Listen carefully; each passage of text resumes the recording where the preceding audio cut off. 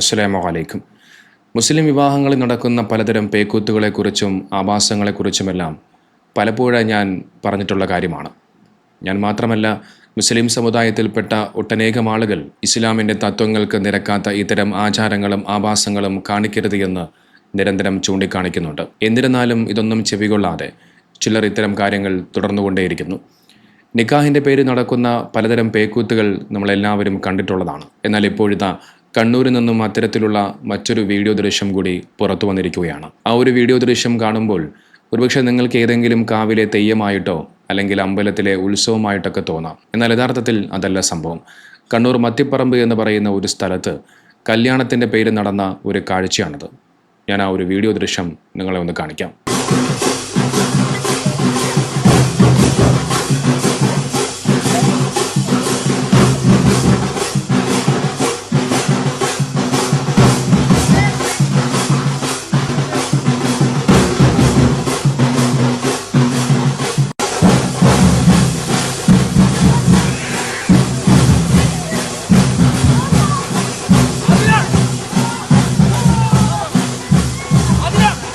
കണ്ടില്ലേ?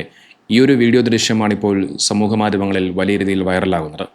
ഒരു കൂട്ടം ചെറുപ്പക്കാർ പിശാചിനെ പോലത്തെ വസ്ത്രമൊക്കെ ധരിച്ച്, മന്ത്രവാദികൾ ദേഹത്ത് തൂക്കിയിട്ടിരിക്കുന്ന അസ്ഥികുടങ്ങൾ പോലെയുള്ള മാലകളൊക്കെ ധരിച്ചും ചെണ്ട കൊട്ടി പന്തവും പിടിച്ച് തീ തുപ്പിക്കൊണ്ടുവരുന്ന ഒരു കാഴ്ചയാണിത്. ഞാൻ നേരത്തെ തുടക്കത്തിൽ പറഞ്ഞതുപോലെ നിങ്ങൾക്കിത് കാണുമ്പോൾ ഏതെങ്കിലും കാവിലെ തെയ്യമായിട്ടോ അമ്പലത്തിലെ ഏതെങ്കിലും ഉത്സവമായിട്ടൊക്കെ തോന്നാം. എന്നാൽ കല്യാണം കഴിഞ്ഞതിന് ശേഷം വരനെ വധുവിൻ്റെ വീട്ടിലേക്ക് വരൻ്റെ കൂട്ടുകാരായ ചെറുപ്പക്കാർ കൊണ്ടുവരുന്നൊരു കാഴ്ചയാണിത്. എന്താ അല്ലേ? നമുക്കറിയാം, മലബാർ മേഖലകളിലാണ് ഈ കല്യാണത്തിൻ്റെ പേരിൽ ഇത്തരത്തിലുള്ള ആഭാസങ്ങളും പേക്കൂത്തുകളുമൊക്കെ നിരന്തരമായി നടക്കുന്നത്. അവിടെ നിന്ന് തന്നെയാണ് ഇത്തരം കാഴ്ചകൾ നിരന്തരമായി അധികവും പുറത്തു വരുന്നതും. വിവാഹമെന്ന പവിത്രമായ ചടങ്ങിനെ കേവലം ഒരു തമാശ കാഴ്ചയായും സോഷ്യൽ മീഡിയ റീലുകളായിട്ടും മാറ്റുന്ന ഇത്തരം പ്രവണതകൾ ഇന്ന് എങ്ങോട്ടാണ് നമ്മുടെ സമൂഹത്തെ നയിക്കുന്നത് എന്ന് നാം എല്ലാവരും ചിന്തിക്കേണ്ടതുണ്ട്. ലളിതവും പവിത്രവുമാകേണ്ട ബന്ധങ്ങൾ ഇത്തരം ആഭാസ രൂപങ്ങളിലേക്ക് വഴിമാറുകയാണ്. നോക്കൂ, ഹൈന്ദവ സഹോദരങ്ങളുടെ വിവാഹ ചടങ്ങുകൾ ഇത്ര ലളിതമായിട്ടാണ് അവർ നടത്തുന്നത്. ഇത്തരം ആഭാസങ്ങളൊന്നും അവരുടെ കല്യാണങ്ങളിൽ അധികമായി കാണാറില്ല. ഇസ്ലാമിക ആചാരപ്രകാരമോ അല്ലെങ്കിൽ ഏതൊരു സംസ്കാരത്തിലായിരുന്നാലും ശരി, വിവാഹം എന്നത് രണ്ടു മനുഷ്യരുടെ, രണ്ട് കുടുംബങ്ങളുടെ ഒന്നിക്കലാണ്. അത് രണ്ട് വ്യക്തികൾ തമ്മിൽ പരസ്പരം നൽകുന്ന ഉത്തരവാദിത്വത്തിൻ്റെയും സ്നേഹത്തിൻ്റെയും വാഗ്ദാനമാണ്. എന്നാൽ ഇന്ന് പലർക്കും വിവാഹം എന്നത് നാടകം കളിക്കാനുള്ള ഒരു വേദിയായി മാറിക്കഴിഞ്ഞിരിക്കുന്നു. കണ്ണൂരിൽ കണ്ട സംഭവം ഒരു ഒറ്റപ്പെട്ട സംഭവമല്ല. പെണ്ണ് കാണൽ ചടങ്ങ് മുതൽ നിക്കാഹും സൽക്കാരവും വരെ വിചിത്രമായ റീൽസ് ഐഡിയകൾ കൊണ്ട് നിറയ്ക്കുകയാണ് ഇത്തരം ആളുകൾ. വധുവിനെയും വരനെയും അപമാനിക്കുന്ന തരത്തിലുള്ള പ്രാങ്കുകൾ, ലൈറ്റ് അടിച്ചും പുകയുണ്ടാക്കിയുമുള്ള അനാവശ്യ പ്രകടനങ്ങൾ, വഴി തടസ്സപ്പെടുത്തിക്കൊണ്ടുള്ള റാലികൾ, ഇതൊക്കെ കാണിക്കുമ്പോൾ ചോദിക്കാൻ തോന്നുന്നത് ഒന്നേ ഉള്ളൂ: ലേശം ഉളുപ്പ് ബാക്കിയുണ്ടോ? സോഷ്യൽ മീഡിയകളിൽ താൽക്കാലികമായി കുറച്ച് വ്യൂസും ലൈക്കും കിട്ടാൻ വേണ്ടിയും തങ്ങളുടെ കല്യാണം എല്ലാവരും ശ്രദ്ധിക്കപ്പെടാൻ വേണ്ടിയുമാണ് ഈ കാണിച്ചു കൂട്ടുന്നതൊക്കെ.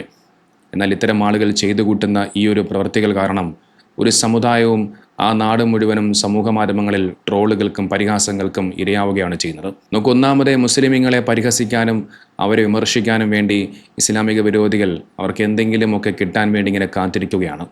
അതിനിടയിലാണ് മുസ്ലിം സമുദായത്തിൽപ്പെട്ട ആളുകൾ തന്നെ മറ്റുള്ളവർക്ക് കളിയാക്കാനുള്ള അവസരം ഉണ്ടാക്കി കൊടുക്കുന്നു. മതപരമായോ സാംസ്കാരികപരമായോ യാതൊരു അടിത്തറയും ഇല്ലാത്ത ഇത്തരം കാര്യങ്ങൾ ഒരു സമുദായത്തിൻ്റെ മാത്രം തലയിൽ കെട്ടിവെക്കേണ്ടതില്ലെങ്കിലും ഇത് ചെയ്യുന്ന വ്യക്തികൾ ഉണ്ടാക്കുന്ന നാണക്കേട് ചെറുതല്ല. ജാഹിലിയത്തിൻ്റെ കാലഘട്ടത്തിലേക്ക് ഇത്തരം ആളുകൾ തിരിച്ചു പോവുകയാണോ എന്ന് ചിന്തിക്കേണ്ടിയിരിക്കുന്നു. പണത്തിൻ്റെ കൊഴുപ്പും ആഡംബരവും കാണിക്കാനുള്ള വേദിയല്ല വിവാഹം എന്ന് പറയുന്നത്. അതിന് വലിയ മഹത്വമുണ്ട്. ആ വിവാഹത്തിൻ്റെ മഹത്വം മനസ്സിലാക്കാതെ ഇത്തരത്തിലുള്ള പ്രകടനങ്ങളിലൂടെ തുടങ്ങുന്ന ദാമ്പത്യ ജീവിതങ്ങൾ എവിടെ ചെന്ന് അവസാനിക്കുമെന്ന് കണ്ടറിയേണ്ടതുണ്ട്. നോക്കി, ഇത്തരം ആഭാസങ്ങളും പേക്കൂത്തുകളും അവസാനിപ്പിച്ചേ മതിയാകൂ. ഇത്തരത്തിൽ ആഭാസത്തരം കാണിക്കുന്നവർക്ക് എൻ്റെ മകളെ ഞാൻ കെട്ടിച്ചു തരില്ല എന്ന് ഉറക്കെ പറയാൻ പെൺകുട്ടിയുടെ പിതാവിന് സാധിച്ചാൽ അവിടെ തീരും ഇത്തരം ആഭാസങ്ങളൊക്കെ. പക്ഷെ കണ്ടുവരുന്നതോ പല ആളുകളും അതിന് തയ്യാറാകുന്നില്ല എന്നുള്ളതാണ്. ഇത്തരം അനാവശ്യ ട്രെൻഡുകൾക്ക് കൂട്ടുനിൽക്കുകയോ അല്ലെങ്കിൽ മക്കളുടെ ഇത്തരം തന്നിഷ്ടത്തിന് വഴങ്ങി മിണ്ടാതിരിക്കുകയോ ചെയ്യുകയാണ് ഇത്തരം ആളുകൾ. പെണ്ണിൻ്റെ വീട്ടുകാരും ഇതിനൊക്കെ ലളിതമായി കാണുമ്പോൾ അത് ഭാവി തലമുറയ്ക്ക് നൽകുന്ന സന്ദേശം വളരെ അപകടകരമാണ്. ഇതോടൊപ്പം മഹല്ല് കമ്മിറ്റികളെക്കുറിച്ച് കൂടി പറഞ്ഞു വെക്കേണ്ടതുണ്ട്.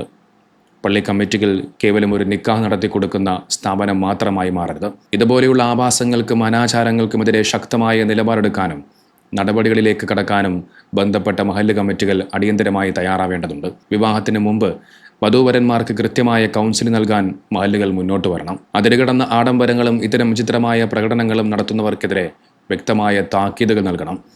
ഇനി ഇത്തരം ആഭാസങ്ങൾ കാണിച്ചാൽ അവരെ മഹലിൽ നിന്നും പുറത്താക്കാനുള്ള ഉത്തരവുകൾ പുറപ്പെടുവിക്കണം. അപ്പോൾ അത്തരത്തിൽ അതാത് മഹല്ല് കമ്മിറ്റികൾ ശക്തമായ നിലപാടുകൾ സ്വീകരിച്ചാൽ മാത്രമേ ഇങ്ങനെയുള്ള പേക്കൂത്തുകൾക്ക് തടയിടാൻ സാധിക്കും. ഈ ഒരു സംഭവവുമായി ബന്ധപ്പെട്ടുകൊണ്ട് അവിടെയുള്ള മഹല്ല് കമ്മിറ്റികളും നാട്ടുകാരുമൊക്കെ ഇതിനെതിരെ ശക്തമായി പ്രതികരിച്ചു എന്നാണ് എനിക്കറിയാൻ കഴിയുന്നത്. ഇതോടൊപ്പം ഒരു കാര്യം കൂടി പറയേണ്ടതുണ്ട്. കല്യാണം എന്നുള്ളത് ലളിതമാകണം, ആഡംബരങ്ങൾ ചുരുക്കണം എന്ന് സമുദായത്തിലെ പല നേതാക്കന്മാരും തങ്ങന്മാരും പറയുമ്പോഴും ആ ആളുകൾ തന്നെ അത്തരം കല്യാണങ്ങൾ നടത്തുന്ന അല്ലെങ്കിൽ അത്തരം കല്യാണങ്ങളിൽ പങ്കെടുക്കുന്ന കാഴ്ചകളും നമ്മളെല്ലാവരും കണ്ടിട്ടുണ്ട്. അത്തരം ആളുകൾ തന്നെ അത് ചെയ്യുന്ന സമയത്ത് പിന്നെ എങ്ങനെയാണ് ഇത്തരം കൂട്ടർ അത് ചെയ്യാതിരിക്കുക? തൻ്റെ മകളുടെ കല്യാണം നടത്താൻ വേണ്ടി പ്രയാസപ്പെടുന്ന എത്രയോ കുടുംബങ്ങളുണ്ട്. ആരുടെയൊക്കെയോ സഹായം കൊണ്ടാണ് പല കല്യാണങ്ങളും നടന്നു പോകുന്നത്. മറ്റുള്ളവരുടെ കയ്യിൽ നിന്നും കടം മേടിച്ചും ലോണെടുത്തും വിവാഹം നടത്തി എങ്ങനെയെങ്കിലും തൻ്റെ മകളെ മറ്റൊരുത്തൻ്റെ കയ്യിലേക്ക് ഏൽപ്പിച്ചു കൊടുക്കാൻ വേണ്ടി കഷ്ടപ്പെടുന്ന എത്രയോ പിതാക്കന്മാരുണ്ട്. എന്നാൽ മറുവശത്ത് ഒരു കല്യാണത്തിൻ്റെ പേരിൽ ചില ആളുകൾ പൊടിപൊടിക്കുന്നത് ലക്ഷങ്ങളാണ്. അതിൻ്റെ പേര് നടത്തുന്ന ആഭാസങ്ങൾക്കും പേക്കൂത്തുകൾക്കും കയ്യും കണക്കുമില്ല. പക്ഷേ ഇത്തരത്തിലുണ്ടാകുന്ന പല ദാമ്പത്യ ബന്ധങ്ങളും പിന്നീട് തകരുന്ന കാഴ്ചയാണ് നമ്മൾ പലപ്പോഴും കാണാറുള്ളത്. വിവാഹം കഴിഞ്ഞതിന് ശേഷം വളരെ ചെറിയ കാരണങ്ങൾ കൊണ്ട് അത്തരം ദാമ്പത്യ ബന്ധങ്ങൾ തകരുന്നത് കാണാൻ സാധിക്കും. ലക്ഷങ്ങളാണ് സ്ത്രീധനമായിട്ട് നൽകുന്നത്, കൂടാതെ സ്വർണവും കാറും, അങ്ങനെ മറ്റു പലതും. എന്നാൽ മാസങ്ങൾക്കുള്ളിൽ വിവാഹമോചനത്തിലേക്ക് കാര്യങ്ങൾ എത്തുകയാണ്. തുടക്കത്തിൽ തന്നെ അച്ചടക്കമോ പരസ്പര ബഹുമാനമോ ഉത്തരവാദിത്വ ബോധമോ ഇല്ലാതെ കേവലം ആഘോഷം മാത്രമായി വിവാഹത്തെ കാണുന്നതിൻ്റെ ദുരന്ത ഫലമാണിത്. അനാവശ്യമായ ആഡംബരവും കാട്ടിക്കൂട്ടലുകളും കൊണ്ട് തുടങ്ങുന്ന ബന്ധങ്ങൾക്ക് ആത്മബന്ധത്തിൻ്റെ അടിത്തറയില്ലാതെ പോകുന്നു. ഏറ്റവും കുറഞ്ഞ ചിലവിൽ നടത്തുന്ന വിവാഹമാണ് ഏറ്റവും കൂടുതലും അനുഗ്രഹീതമായത് എന്ന് പ്രവാചകർ നിബിധങ്ങൾ നമ്മോട് പറയുന്നതായി കാണാൻ സാധിക്കും. മറ്റുള്ളവർക്ക് ഉപദ്രവമുണ്ടാക്കുന്ന രീതിയിൽ ശബ്ദകോലാഹലങ്ങൾ ഉണ്ടാക്കുന്നത് നബി സല്ലല്ലാഹു അലൈഹി വസല്ലം തങ്ങൾ കർശനമായി വിലക്കിയിട്ടുണ്ട്.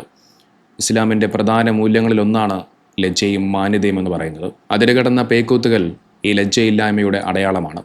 അതുകൊണ്ട് ഇതിനെല്ലാം മാറ്റമുണ്ടാകേണ്ടതുണ്ട്. വളർന്നു വരുന്ന യുവതലമുറ ചിന്തിക്കേണ്ടതുണ്ട്. സോഷ്യൽ മീഡിയയിൽ വൈറലാകുക എന്നതല്ല ജീവിതം. പവിത്രമായ ചടങ്ങുകളെ തമാശയാക്കി മാറ്റാതിരിക്കുക. രക്ഷിതാക്കൾ നിലപാടെടുക്കുക. മക്കളുടെ അനാവശ്യ വാശികൾക്കും ഇത്തരം വിചിത്രമായ ട്രെൻഡുകൾക്കും അതിരുകളിടാൻ മാതാപിതാക്കൾക്ക് സാധിക്കേണ്ടതുണ്ട്. മഹല്ല് കമ്മിറ്റികൾ ഇത്തരം സംഭവങ്ങൾക്കെതിരെ ശക്തമായ നിലപാടുകൾ സ്വീകരിക്കുകയും ലളിതമായ വിവാഹങ്ങളെ പ്രോത്സാഹിപ്പിക്കുകയും ചെയ്യേണ്ടതുണ്ട്. എന്നും ഈ പണവും പ്രശസ്തിയും ഉണ്ടാകുമെന്ന് കരുതരുത്. അതെല്ലാം ഒരു നാൾ അവസാനിക്കും. നന്മയും മാന്യതയുമുള്ള സാംസ്കാരിക മൂല്യങ്ങളാണ് വരും തലമുറയ്ക്ക് നമ്മൾ കൈമാറേണ്ടത്.